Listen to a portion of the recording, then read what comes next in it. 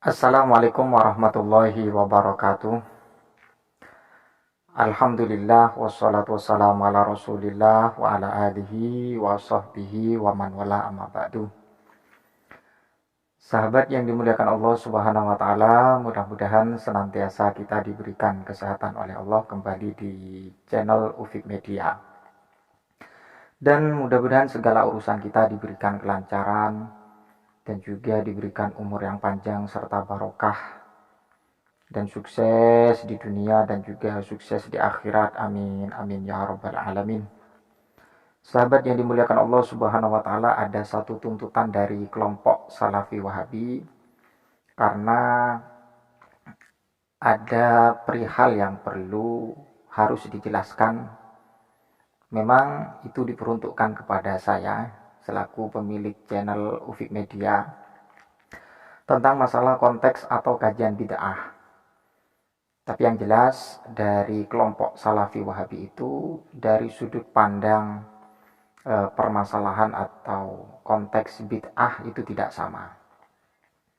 Jadi sebelum saya menjelaskan bagaimana definisi dan bagaimana mengkontekstualkan konteks bid'ah yang memang pernah ditawarkan oleh para ulama, bahwa kelompok Salafi Wahabi itu memang tidak mau ya, atau sudah bisa dikatakan konsisten dan paten bahwa yang namanya bid'ah itu tidak ada istilah bid'ah hasanah. Sehingga kelompok Salafi Wahabi itu memang memberikan satu penjelasan bahwa yang namanya bid'ah itu pasti bid'ah dhalalah yang memang melanggar dari norma-norma kajian kitab atau kajian Al-Quran dan hadis. Tapi dari kalangan seperti saya bahwa saya itu ya tetap tidak melakukan ijtihad sendiri, akan tetapi merujuk apa yang menjadi prinsip dan juga referensi dari para ulama tentang masalah konteks bid'ah. Sebagaimana yang saya pahami bahwa para ulama itu, khususnya daripada kalangan orang-orang atau ulama yang memberikan syarah tentang hadis kullu bid'atin dhalalah atau kullu muhdatsin bid'ah wa kullu bid'atin dhalalah wa kullu dhalalatin finnar. Ketika saya pahami dari syarah tersebut, ternyata ada beberapa hal yang perlu saya sampaikan, khususnya bagi kelompok Salafi yang memang memberikan komentar di kolom komentar. Coba Ufik Media jelaskan bagaimana konteks bid'ah yang sebenarnya. Jadi secara dasar atau secara definitif bahwa bid'ah memang sama ya antara kelompok Salafi Wahabi dan juga dengan saya, bahwa bid'ah itu memang tidak ada di masa Rasulullah Shallallahu Alaihi Wasallam. Tapi dari definisi tersebut dan berangkatnya dari hadis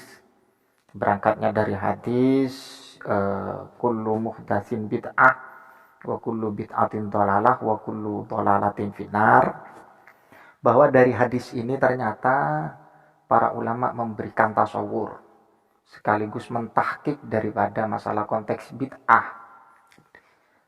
Di antaranya adalah yang memberikan penjelasan sebagaimana pendapat beliau Al-Imam Al-Imam An-Nawawi, bahwa dalam sabda Nabi besar Muhammad Shallallahu Alaihi Wasallam yang mengenai masalah kullu bid'atin, bahwa qala An-Nawawi hadza amun makhsusun. Dari lafadz kullu bid'atin di sini dijelaskan oleh beliau dalam mensyarah hadis yang berupa hadis kullu bid'atin, bahwa lafadz ini adalah am, akan tetapi makhsusun. Jadi amun makhsusun, am yang ditaksis, dan kemudian diteruskan wal muradu walibul bid'ai. Dan kemudian beliau memberikan satu redaksi yang sangat begitu tegas dan begitu sharih, bahwa al-muradu atau yang dikehendaki atau al-maksud min kullu bid'atin itu adalah ghalibul bid'ah. Jadi lumrahnya atau ghalibnya bid'ah. Jadi tidak semua bid'ah itu kemudian kita anggap kepada konteks dhalalah. Jadi seperti itu. Ini merupakan sebuah pendapat dari Al-Imam An-Nawawi, yaitu wal muradu kullu bid'atin adalah ghalibul bid'ah. Jadi tidak semua bid'ah itu langsung mengarah kepada konteks dolalah. Ini merupakan satu penjelasan dari Al-Imam Nawawi ketika memberikan syarah masalah hadis tersebut. Dan kemudian yang kedua, dari Al-Imam Asy-Syafi'i kita kenal bahwa Imam Syafi'i itu merupakan sebuah rujukan dari min ahadil a'immah al-arba'ah, juga memberikan opsi atau memberikan kerangka masalah konteks bid'ah. Jadi beliau itu pendapat Al-Imam Asy-Syafi'i al-bid'atu bid'atani. Jadi bid'ah itu ada dua. Yang pertama adalah bid'ah mahmudah dan kemudian bid'ah madmumah. Ini kan selaras dengan apa yang dilakukan oleh Al-Imam Nawawi, dan kemudian kita koneksikan dengan pendapat yang disampaikan oleh Al-Imam Asy-Syafi'i. Jadi dari dua redaksi ini atau dari dua referensi ini, yang pertama syarah hadis dari Al-Imam An-Nawawi, dan kemudian dari penjelasan beliau Al-Imam Asy-Syafi'i bahwa bid'ah itu ada dua opsi. Opsi yang pertama adalah bid'ah mahmudah dan kemudian bid'ah madmumah. Dan kemudian apa yang dianggap bid'ah mahmudah itu adalah mawafaqa sunnatah fahuwa mahmudah. Jadi memang sesuatu atau amaliyah atau pekerjaan ketika memang selaras atau senada dengan as-sunnah, maka itu dianggap sesuatu yang memang mendapat legal dari agama. Kemudian kita tarik daripada mafhum mukhalafah tersebut, jelas adalah bid'ah madmumah. Ketika bid'ah madmumah ya pasti di situ ma khalafa asyar'a atau ma khalafa as-sunnata. Jadi memang sesuatu amaliyah atau pekerjaan yang memang bertentangan atau tidak senada atau tidak selaras dengan as-sunnah. Ini menurut beliau pendapat Al-Imam Asy-Syafi'i. Jadi tidak heran kalau dari kalangan para ulama kita, ulama-ulama yang memang notabene-nya mengikuti Hadratus Syekh Kiai Hasyim Asy'ari, bahwa beliau-beliau ini memang cermat dan juga sangat begitu detail untuk memberikan satu kajian tentang bid'ah. Tidak terlalu terburu-buru, apalagi menghukumi sebuah amaliyah yang memang amaliyah tersebut menjadi tradisi atau menjadi rutinitas daripada kelompok warga Nahdliyin.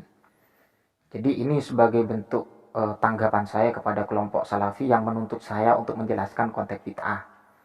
Jadi secara mendasar tentang kajian bid'ah ini memang berbeda dengan kelompok Salafi Wahabi. Kalau kelompok Salafi Wahabi itu memang tidak ingin mengantarkan konteks bid'ah ini kepada ranah bid'ah mahmudah atau bid'ah hasanah. Menurut Salafi bahwa ketika bid'ah itu pasti konteksnya atau ranahnya kepada bid'ah madmumah atau bid'ah dolalah. Jadi mereka itu ya tidak heran ketika memberikan satu komentar atau merumuskan permasalahan, karena ujung-ujungnya mereka dituduh bid'ah dan kemudian syirik karena tidak ada di zaman Rasulullah SAW. Jadi dua konteks ini atau referensi ini kiranya cukup untuk jawaban saya kepada kelompok Salafi yang telah berkomentar atau menegur saya untuk menjelaskan seberapa besar Ufik Media ini memahami konteks bid'ah yang memang menjadi pokok pembahasan antara Salafi dan juga dari warga Nahdliyin. Sahabat yang dimuliakan Allah Subhanahu wa taala, mudah-mudahan bermanfaat, sehat, dan juga kita tetap mengikuti para ulama. Wallahul muwaffiq ila aqwamit thoriq. Wassalamualaikum warahmatullahi wabarakatuh.